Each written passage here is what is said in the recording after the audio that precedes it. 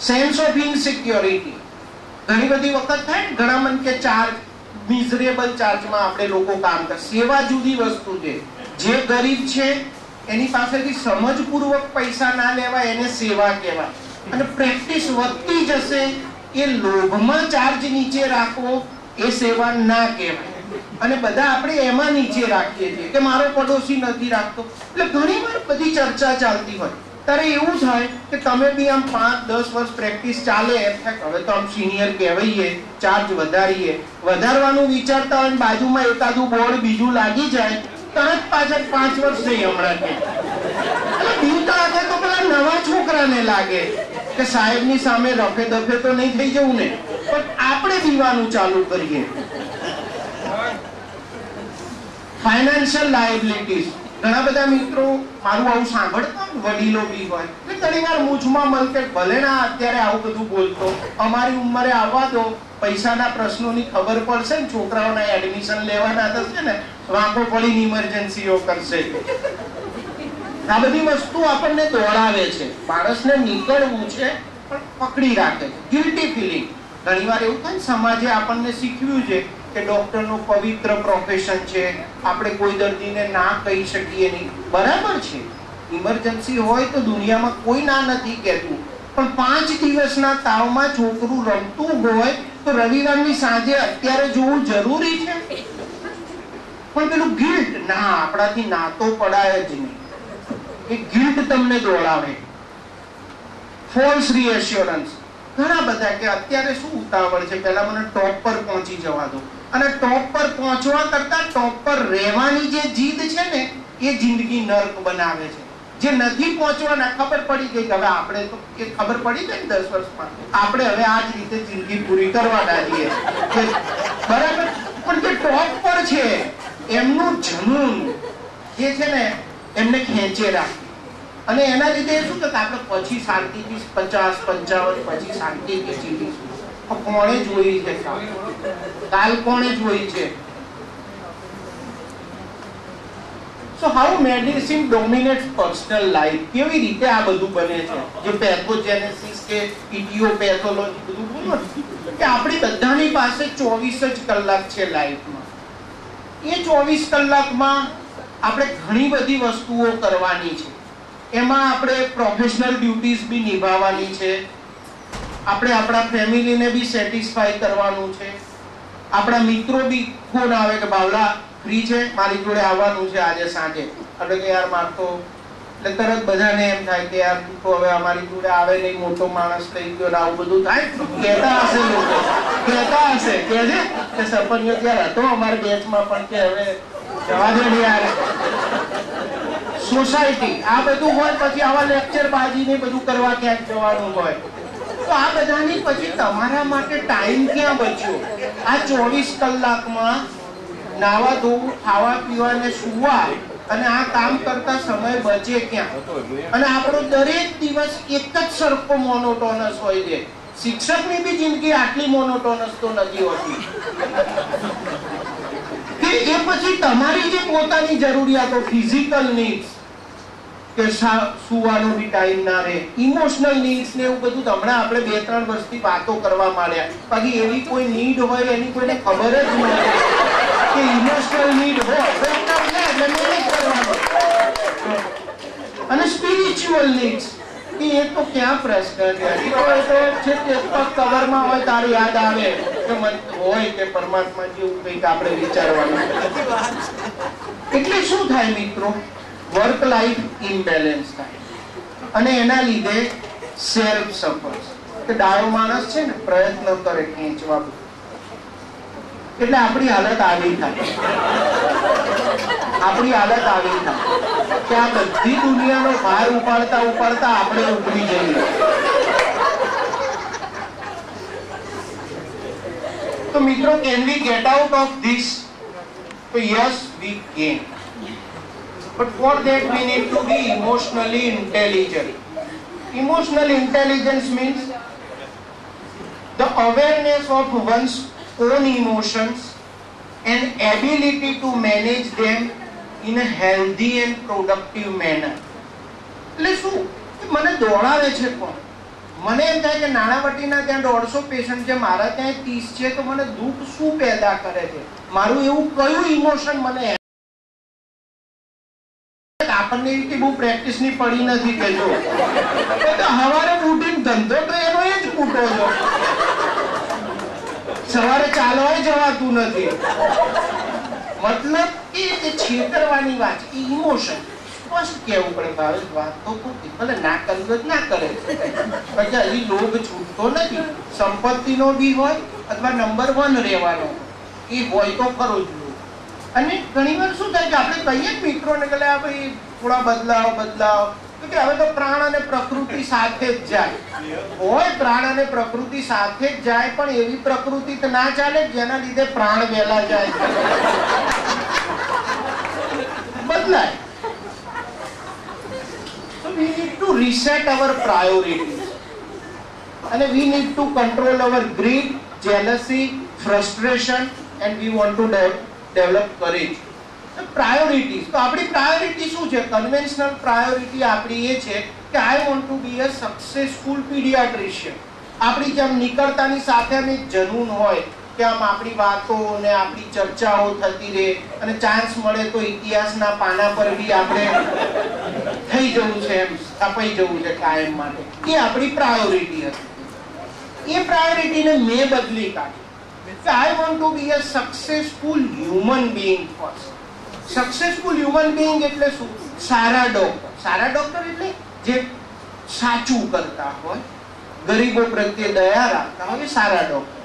પણ એની સાથે successful human બીઈંગમાં સાંજ પડે તમારે સક્સેસફુલ ફાધર થવાનું છે, સક્સેસફુલ સન થવાનું છે, સક્સેસફુલ હસબન્ડ, જે અઘરું છે પણ જેટલું બી થવાય એટલું થવાનું છે. Then you are a successful human being. કે મમ્મી પપ્પાને કોક વાર પૂછાય કે તમે મારી ચિંતા ના કરશો શિડ્યુલની, મંદિર જવું છે, ચલો હું આવું. એ બોલે નહીં બિચારા, કારણ કે છોકરું આપણું જ છે ને એમ સમજી, પણ અંદર એક ખૂણે તો હામ એવો હાશકારો થાય. Then you are a successful human being. પણ ઠીક છે, હવે તમે કોમ્પ્રોમાઇઝ કરો છો, તમારું ફેમિલી બી કોમ્પ્રોમાઇઝ કરે છે. So this should not be our priority. એક રીઝનેબલ કે ભાઈ માપ હતા, પીડિયાટ્રિશિયન સારા હતા, માપનું કામ હતું, પણ he was a successful human being. A legacy I want to leave behind. એટલે એના માટે you have to accept that life is larger than medicine. આજે મારો કેરી હોમ મેસેજ છે, this is my carry home, કે છે medicine is one part of your life, but એના સિવાય બી જીવનમાં ઘણું છે. અને એ હજી બી તમે 15 વર્ષ કાઢ્યા છે, હજી ઘણો ટાઈમ છે. એટલે જ મેં એંગર મેનેજમેન્ટમાંથી આ એક્સેપ્ટ કર્યું. 55 વર્ષે આ વાતો કરવાની કઈ મતલબ નથી, ઉલટા બિચારા રડી પડે ઘણા ઉંમરના કાકાઓ તો ખાલી જિંદગી જતી રહી. આ લેક્ચર પહેલા કેમ બોલ્યો લાગે? 1986માં જો મેં આ હોલમાં આ બોલ્યો હોત ને તો મેડિકલમાં લીધા પછી એ બહાર નીકળી જતો, પણ એ 15 વર્ષે મોડું હજી નથી થયું. So accept that life is larger than medicine. Life is very beautiful outside. આ તો ઠીક છે, ફાર્મા કંપની હવે ફેરવે છે એટલે બધાને ખબર પડી ગઈ છે. બાકી તો 40 વર્ષે તમે બહાર જાઓ ત્યારે ખબર પડે કે આ ઉપર આટલું સૌંદર્ય હતું અને હું 4 દિવાલોમાં બેઠો તો એમ.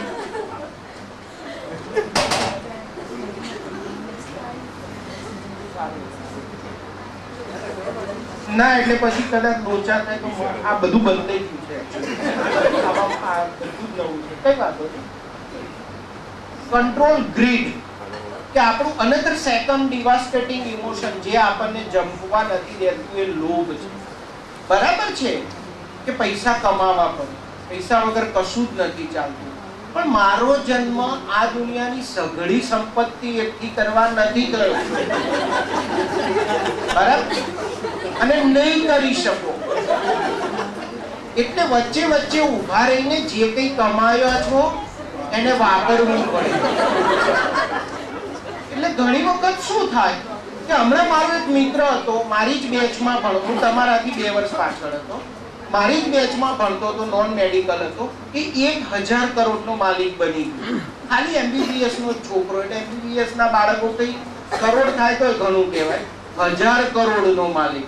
તો એ મને હમણાં એવું કહે કે ભાવેશ ખરા પૈસા તો હવે આવશે. કેમ, આ શું હતું?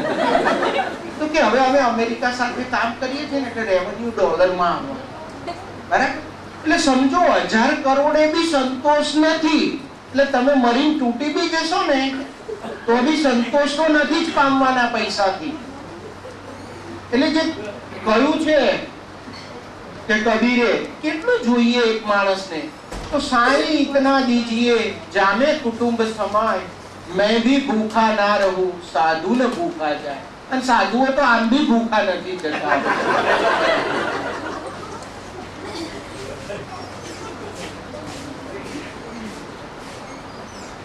Another emotion is negative emotion, જે આપણને દોડાવે છે એ જેલસી છે.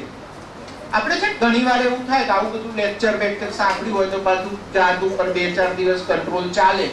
પછી એવા નેતા તો એમઆર આવે ને કે સાહેબ આ તો બહુ મોડું થઈ ગયું દેવાંગભાઈ ત્યાં. કે કેમ? તો કે સાહેબ ઓપીડી તમે 200 પેશન્ટ હતા. બરાબર? તરત તમે જે પેલી 40 પેશન્ટની ઓપીડીનો જે આનંદ હતો ને તમારો દુઃખા બોલી જાય. કારણ કે તમારી સફળતા દેવાંગભાઈ નક્કી કરે છે. તમે સફળ કે નિષ્ફળ તમે નથી નક્કી કરતા. અને અમારો આ ધંધો કરે છે. એટલે this is jealousy, subtle jealousy. Devang નિષ્ફળ જાય એવું નથી ઈચ્છતા આપણે, પણ એમ 40 140 જેવું નહીં ને ભલે દેવાંગની ઉપર નહીં પણ નજીક રમીએ તો બી આનંદ. સો હું એવું વિચારું આવું કોઈ કે તો કે my mission is not to beat or defeat neighbouring doctor. કે મારા પડોશી ડોક્ટરની મને કોઈ પરવા નથી. I want to improve myself. ધીમે ધીમે આ જાતમાં જે કંઈ સુધારો થાય એ કર્યા કરવાનો. સુધારો એટલે એકેડેમિક કે ભાઈ આપણી ક્વોલિટી ઓફ પ્રિસ્ક્રિપ્શન, આપણી quality of communication should improve. એ બધું ચાલ્યા કરવું જોઈએ. પડોશમાં શું ચાલે છે એનાથી આપણે કોઈ મતલબ નહીં. ફ્રસ્ટ્રેશન. મેડિકલમાં શરૂઆતમાં તો કોઈ તકલીફ જ નહોતી, એમ ચાલ્યા નહોતા રહેતા આપણે. પણ આજે 2004 પછી શેર બજારની તેજી ચાલુ થઈ, પછી રિયલ એસ્ટેટની તેજી ચાલુ થઈ, એટલે બધા એવું ફીલ કરવા માંડ્યા કે આપણે ખોટા ફીલ્ડમાં આવી ગયા. મેડિકલ ક્યાંય પાછળ નથી ગયું, એ ત્યાંનું ત્યાં જ રહ્યું છે, પણ બીજા આગળ નીકળ્યું. That led lot of frustration among medical fraternity. આના વાંચો, આ તો મારા માટે મને કારણ કે સફળતાની વ્યાખ્યા શું છે? કમ્પેરેટિવ. તમારો પડોશી કઈ ગાડી લાવે છે એના પ્રમાણે તમારી બેની હોય. એવું જરૂરી નથી એબ્સોલ્યુટ ટર્મમાં કે તમે બી 4-વ્હીલર રાખો, કારણ કે લોકો એવું જ જુએ. અને એના કારણે શું થાય કે તમારા જે પેલા 6ઠ્ઠા 7મા 8મા 9મામાં જે છોકરા તમારી જોડે પડ્યા હોય એ બધા તમારી આગળ નીકળી જાય, મેડિકલમાં ના આયા માટે નીકળી ગયા. એટલે તમને એવું થાય કે સારું ધીસ ઇઝ ઇનજસ્ટિસ. અને પહેલા જો ક્લાસિકલ ડેફિનેશન શું હતી કે જે બધા બજાજ સુપર પર જતા હોય એ બધા આમ પ્રજા અને મારુતિમાં જતી હોય એ બધા ડોક્ટરો. આ સિનારીઓ ઘણા વર્ષો સુધી ચાલ્યો.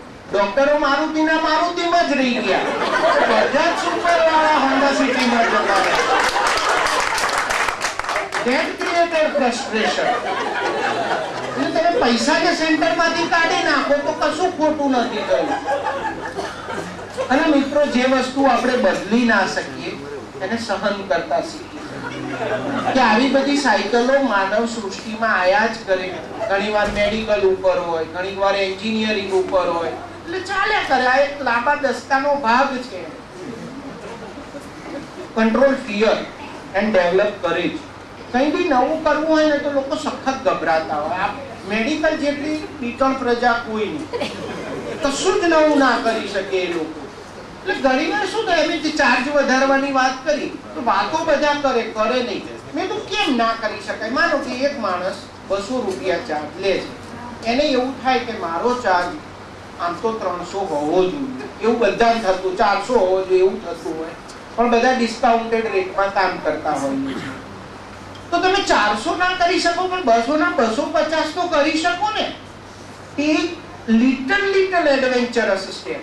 અને જુઓ કે એક દાડો વધારી જુઓ, કોઈ બાધા આવે છે નથી આવતી. તો પછી બીજા દિવસે ચાલુ રાખો આ ઘટના. એમ કરી આપણે જે પેનિસિલિન ટેસ્ટ ડોઝ નહોતા આપતા એ જ રીતે, અને બધું સીધું ચાલે તો તમારા 250 થઈ ગયા, હવે 6 મહિને 300 થઈ જશે. પણ તમે પહેલી જ વાર નહીં કરો તો કાયમ માટે ત્યાં જ રહેશો. અને તમને કહી દઉં, પેશન્ટને તો ઘણીવાર યાદ બી નથી હોતું કે તમારો ચાર્જ શું હોય છે. તમને જ યાદ હોય છે કે મારે તો 200 લેવાય. એ લોકો તો 1000ની નોટ આપે, આમ ગળગળા થઈ જાય, સાહેબ આટલા બધા પાછા આપવાના. આપણે બી ઈચ્છા હોય કે આટલા બધા ના અપાય પાછા, પણ હવે વ્યવહારમાં શું થાય તારે રોજ બધું. હા, ડેર ટુ બી ડિફરન્ટ. ઘણા મને કેમ કે તું આ બધું બોલવા જાય તને શું મળે? તો મળે કશું નહીં, પણ મને બહુ મજા આવે. જેમ સાહેબે પ્રદ્યોતની વાત કરી, હું બી સીએન વિદ્યાલયમાં હતો. પ્રદ્યોત અમારો સિનિયર હતો, હાઈલી રિસ્પેક્ટેડ સ્ટુડન્ટ કહેવાય આખી સ્કૂલનો એ પ્રદ્યોત હતો. અમારે કે ગમે તે હોય પણ પ્રદ્યોત પ્રત્યે લોકોને એટલું બધું respect. He was different from others. અને એના માટે ઘણા ભોગ આપવા પડતા, ઘણા બધા આપ્યા હોય. ડેર ટુ બી ડિફરન્ટ. કે તમને એમ થાય કે મને લેક્ચર લેવા ગમે છે, લોકોને મારા સાંભળવાય ગમે છે, તો પછી આ ચાલુ રાખવું. એવો પૈસા મળે ના મળે નો ક્યાં પ્રશ્ન છે? પણ ના, કે એ તો પછી કરીને શું કરવાનું? બધી વસ્તુ ત્યાં જ જઈને પહોંચે. મારા વાઈફે પૂછ્યા, તું તને શું આપ્યું? કશું નહીં, એમ તાળીઓ બહુ પડતી હતી. કંઈ આપ્યું ખરું?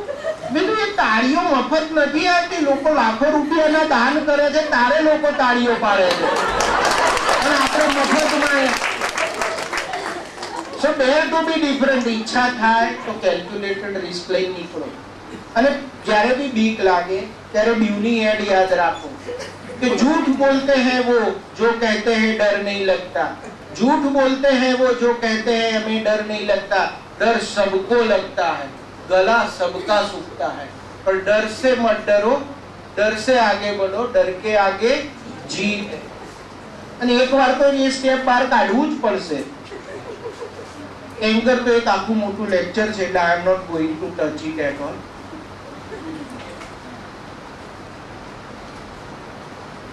ઈગો, આ બધી સમસ્યાનું મૂળ ઈગો છે. જે દિવસે તમને જીવનનો સાચો અર્થ સમજાઈ જાય એટલે બધો ઈગો છૂટી જાય. જીવનનું અંતિમ ધ્યેય સાત્વિક આનંદ. આનંદ નહીં જે પેલો થાઈલેન્ડમાં એ લોકો લઈ જાય કંપનીઓ, એ આનંદ નહીં, સાત્વિક આનંદ જીવનનું અંતિમ. અને એ જયારે ખબર પડી જાય સાત્વિક આનંદ, એને જે પેશન્ટ આયા મારે શું લેવા, મારે મારો આનંદ ડિસ્ટર્બ નથી કરવો, ધેટ્સ ઓલ, પતી ગઈ. પછી કશું તમને અપસેટ ના કરે. મારો આનંદ ડિસ્ટર્બ થાય એવી એક પણ વસ્તુ મને મંજૂર નથી. સાત્વિક આનંદ મારો, બસ પતી ગઈ. ઈગો તેમ થઈ જાય. બધી જ વસ્તુ, આ બધી મૂળમાં ઈગો જ હોય. પૈસા મહત્વના નથી, પૈસા બી ચલાવી લઈએ, પણ એમ ક્લાસમાં રેન્કર હતો, ચાલો પેલો તો 2 ટ્રાય પાસ થયો, અને આપણા જ પેશન્ટો આવીને આપણી સામે બોલે કે સાહેબ કેવું પડે હો સાહેબનું કામ. આપણને એમ થાય